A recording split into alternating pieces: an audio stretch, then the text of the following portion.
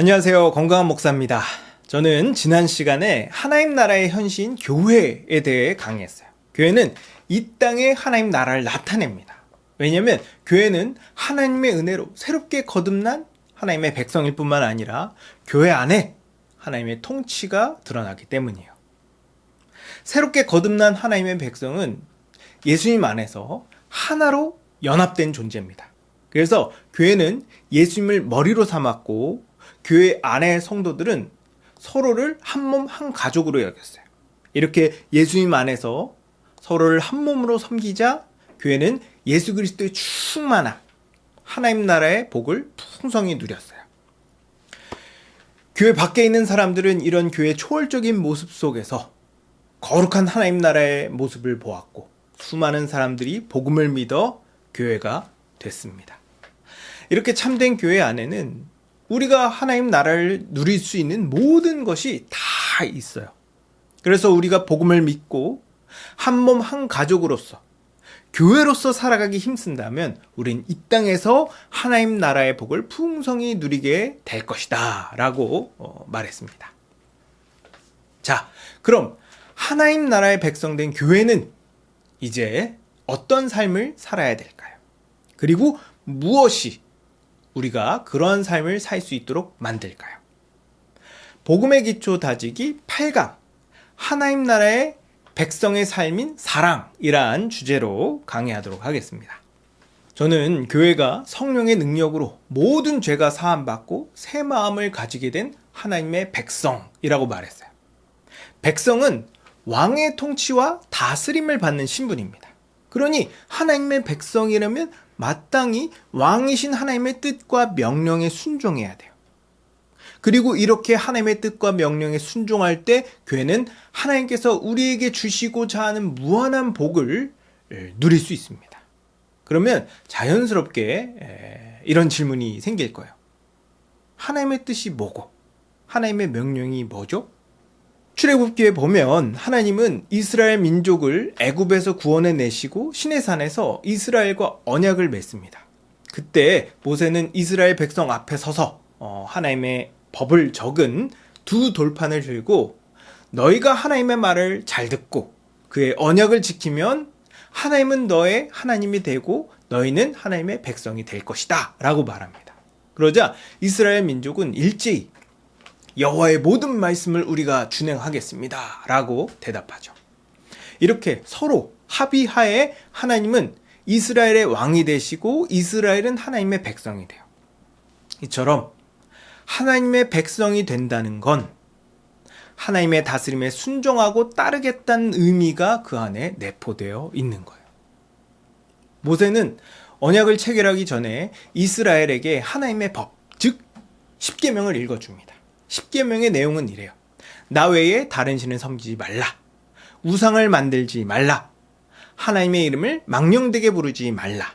안식일을 거룩하게 지켜라. 부모를 공경하라.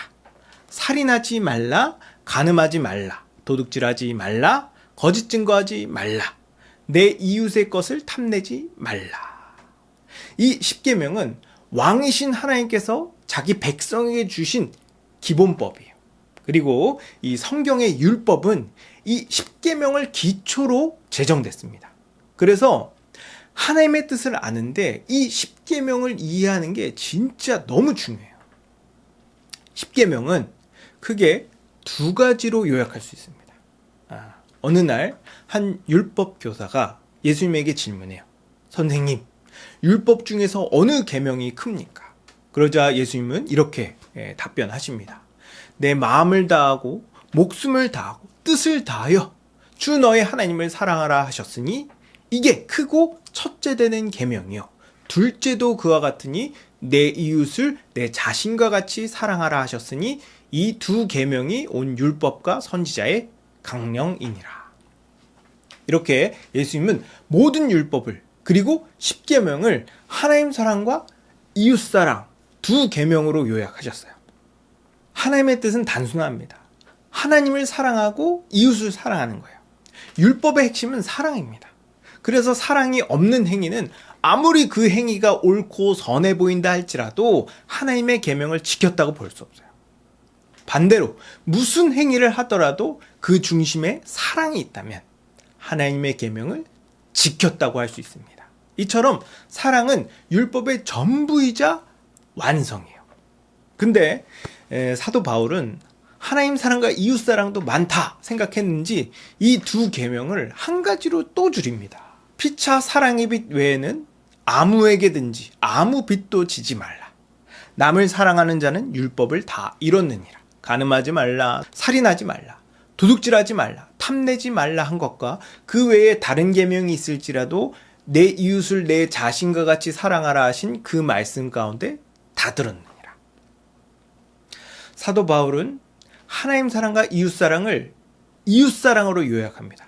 뿐만 아니라 사도 야고보도 이웃 사랑을 최고의 법이라고 얘기해요. 너희가 만일 성경이 기록된 대로 내 이웃 사랑하기를 내 몸과 같이 하라 하신 최고의 법을 지키면 잘하는 것이거니와. 예수님은 첫 번째가 하나님 사랑이고 그 다음이 이웃 사랑이라고 그랬는데 왜 이걸 하나로 합치면 이웃 사랑이죠? 예수님께서 말씀하신 것처럼 무조건 가장 우선되는 계명은 하나님 사랑입니다. 이건 절대 변하지 않아요. 근데 하나님 사랑과 이웃 사랑을 하나로 줄이면 하나님 사랑이 아니라 이웃 사랑이 됩니다. 왜 그럴까? 이웃 사랑이 하나님 사랑의 결과이기 때문이에요. 누구든지 하나님을 사랑하면 필연적으로 반드시 이웃을 사랑하게 되어 있습니다. 하나님은 눈에 보이지 않기 때문에 많은 사람들이 하나님을 사랑하는 게 어떤 건지 잘 모르거나 쉽게 오해해요. 어떤 사람은 하나님 사랑합니다 라고 고백하는 게 하나님 사랑이라고 생각하고, 어떤 사람은 헌금을 많이 내는 걸, 예배 참석을 열심히 하는 걸, 혹은 기도를 많이 하는 게 하나님 사랑이라고 생각해요. 맞아요. 하나님을 사랑하면 자연스럽게 그렇게 합니다. 근데 이런 행동은 하나님을 사랑하지 않고도 얼마든지 그런 척 할 수 있어요. 유대인들, 특히 바리새인들은 누가 보더라도 하나님을 사랑하는 사람처럼 보였습니다. 그들은 정기적으로 기도하고 금식하고 성경을 읽었습니다. 그리고 각종 제사와 11조와 헌물을 아낌없이 하나님께 드렸어요.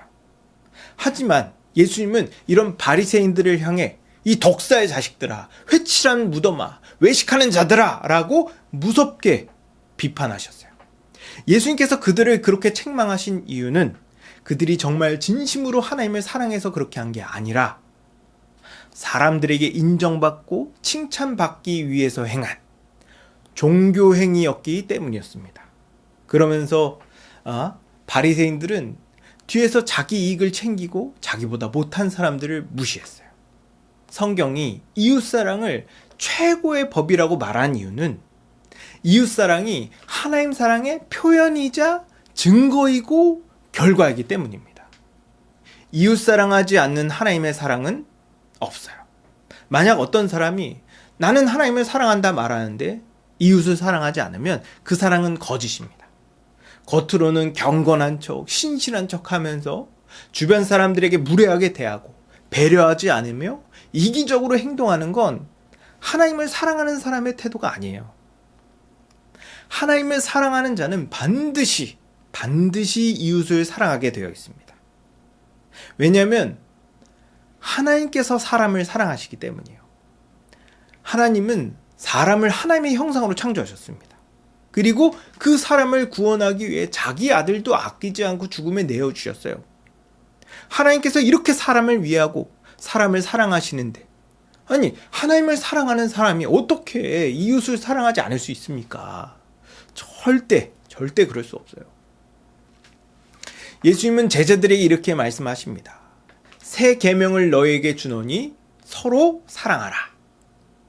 내가 너희를 사랑한 것 같이 너희도 서로 사랑하라.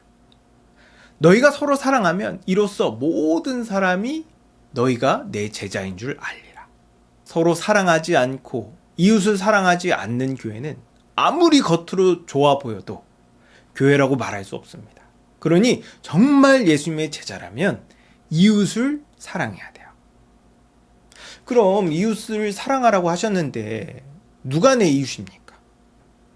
1차적으로 예수님 안에서 한몸된 교회가 나의 이웃이에요. 성경은 교회를 하나님의 가족이라고 말합니다. 실제로 복음을 믿으면 모든 사람들이 예수님의 피를 나눈 형제가 돼요.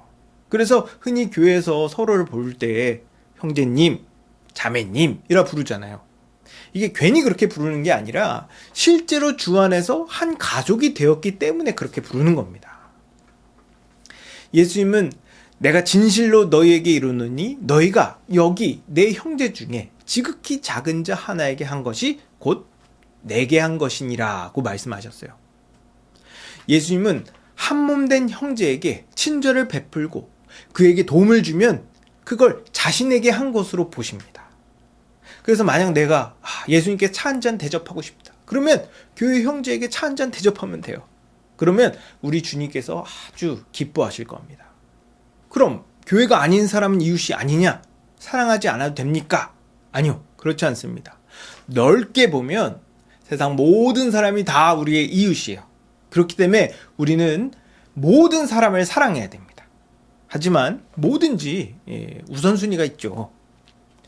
아니, 우리 집에 처자식들이 헐벗고 굶주리고 있는데 이 처자식은 돌보지 않고 집 밖의 사람들에게 먼저 먹을 것을 나눠주는 것은 바람직하지 않습니다.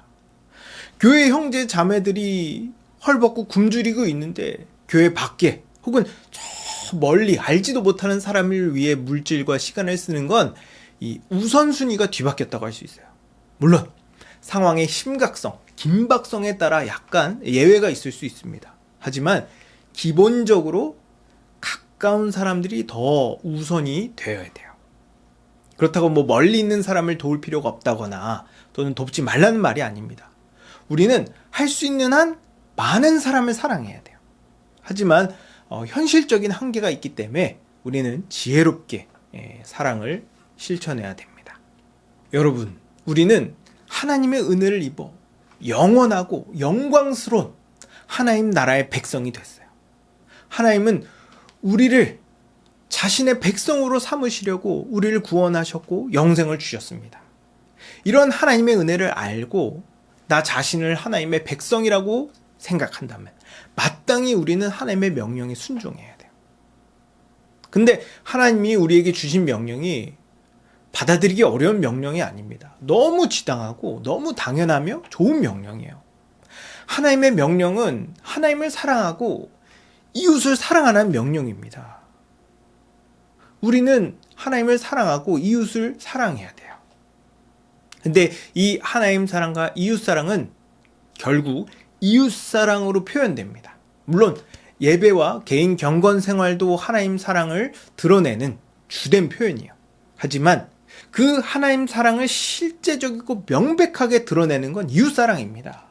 예수님은 우리가 서로 사랑할 때 모든 사람이 우리가 예수님의 제자인 걸 알게 될 거라고 하셨어요. 만약 우리가 이웃 사랑하지 않고 서로 사랑하지 않으면 아무도 우리를 예수님의 제자라고 생각하지 않을 겁니다. 그리고 나도 내가 예수님의 제자인지 모르고 헷갈릴 거예요. 그러니 무엇보다 먼저 우선적으로 이웃을 사랑하고 서로 사랑하기 바랍니다. 그러므로 예수님의 제자임을 드러내는 여러분 되기를 주님의 이름으로 축복합니다.